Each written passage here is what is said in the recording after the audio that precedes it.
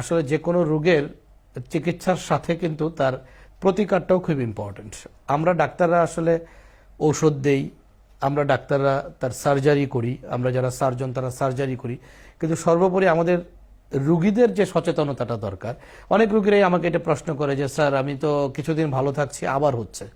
তখন আমরা একটু ভেতরে ঢুকে রুগীকে যখন জিজ্ঞাসা করি তখন কিন্তু রুগীদের কাছ থেকে এটা বেরিয়ে আসে যে স্যার আমি যখন একটু ভালো থাকি তখন দেখা যায় খাবার দাবার আবার একটু স্যার আমার একটু অনিয়ম হয়ে যায়। রুগীরা হাসতে হাসতেই বলে, তখন আমরা বলি যে না, আপনি এই অনিয়মটা কিন্তু করা যাবে না, আপনাকে এই অনিয়মটা বন্ধ রাখতে হবে। আমি একটু সংক্ষেপে বলবো যে কিছু খাবার অ্যাভয়েড করা, যেমন দেশি মধু, পাকা কলা, পাকা পেঁপে, এগুলো রেগুলার মেনুতে রাখবেন। গরুর মাংস, খাসির মাংস, শুটকি মাছ, পেয়ারা, বেদানা এগুলো খাবেন না।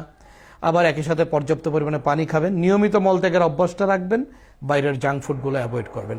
তাহলে কিন্তু আপনি একবার ভালো হলে অবশ্যই আপনার আর এটা হওয়ার সম্ভাবনা থাকবে না।